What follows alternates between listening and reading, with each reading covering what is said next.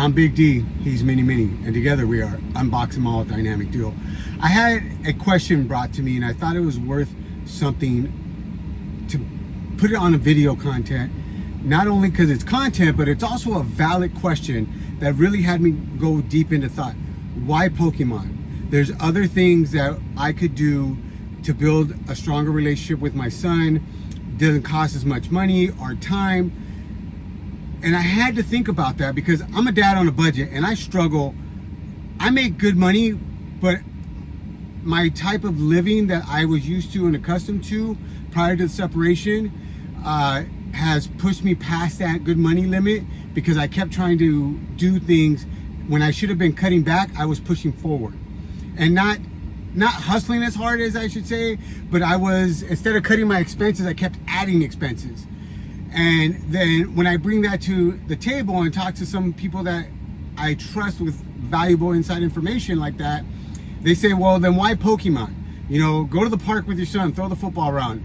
Soccer, you know, mind you, soccer costs us a ridiculous amount of money this year because it's AYSO, but that's neither here nor there. But I really thought about Pokemon, and this is why this video is being made. Pokemon, because it's something that ties me back to my childhood, and it doesn't cost us anything. We both have decks now. We can practice and play. We vend, and I've changed my whole vending perspective to where I wanted to build this multi-billion-dollar empire. Let me just throw it out there. The truth of the matter is that's going to happen as long as I show up. Like Fossil said of Clover, 1% every day get better, and it's about relationships. But I vend now so I can afford to build our collection as well as trade for cards that we need for our decks. But why Pokemon? Let's go back to the core question. Why Pokemon? October 28th is my Pokeversary, and it was because we were in the beginning would eventually be the separation, leading to permanent resolution. And we sat down one day, we were at my house, and he said, Dad, can we watch this video? And I had I kind of knew who Deep Pocket Monster was because I keep an eye on what my son watches on social media. And I said, well, you know, yeah, it's a new video dropping today, the Gengar video.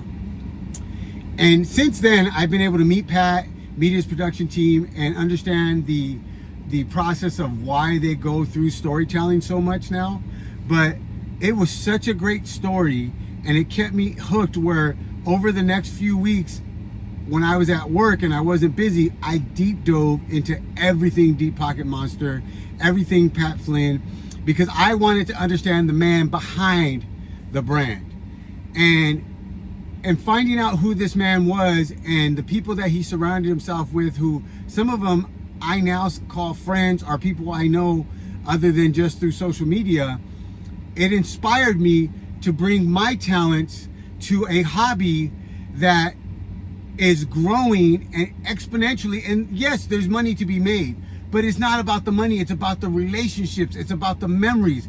And yes, sometimes I get frustrated because I want to build a brand so Mini Mini never has to work for somebody else ever again.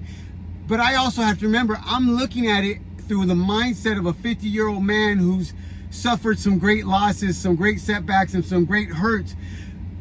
And I'm trying to connect with my 10-year-old who loves just opening up packs to find his chase card or something that he can flip so he can build his personal trophy collection of gold stars. And I'm trying to master set them all. Like, we did not set some goals where, oh, I just wanted to get this special card. Like, he is trying to catch all the elite cards that are in the hobby because he thinks it's something that's special, that needs to be protected and cherished and shown to his generation. Guys my age already know the value and the rarity of those cards. He's trying to teach 10 and 9 and 8-year-olds the rarity of these cards. And I just like the process of setting a goal, a master set, and collecting them all and doing the hunt and trading and building community, helping other people do it. That's why Pokemon, because it gives me something to do that is very, very not controlled, but very, very driven by checks. Like, okay, I need to finish the commons of Surging Sparks. Okay, check. Now I got to get the trainers. Check. Now I got to get the special art rares. Check. Now I got to get the illustration rares. Check.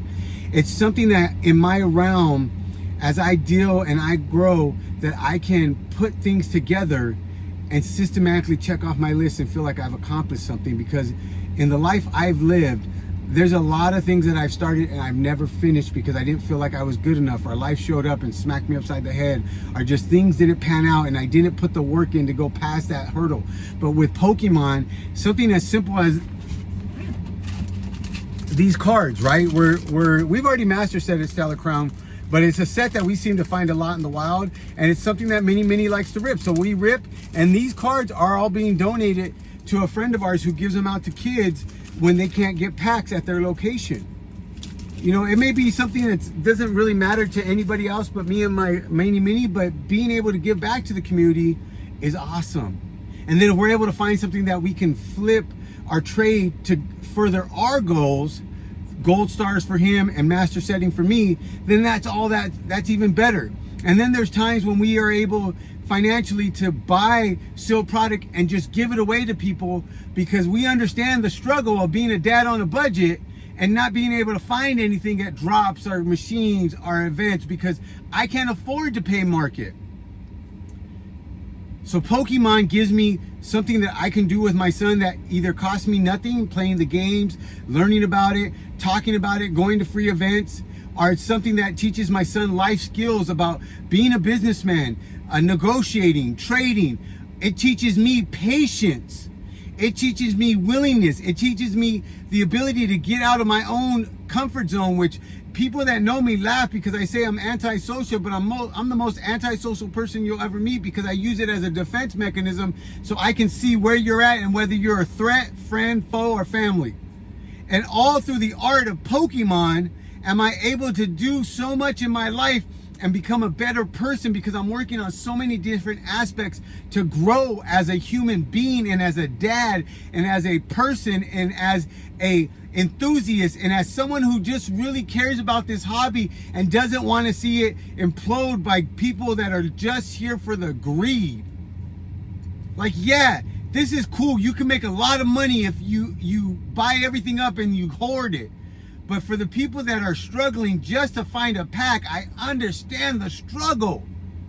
Because I remember, and I'll never forget, that my son was crying on Black and White Bolt at a party because we couldn't catch a drop.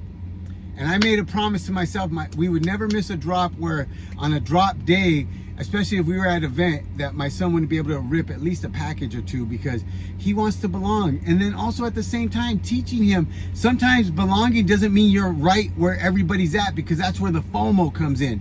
And I've lived a life where I FOMO'd and I did things that put me in positions where I didn't want to be in, I knew I shouldn't be at, and I still did it because I wanted to fit in.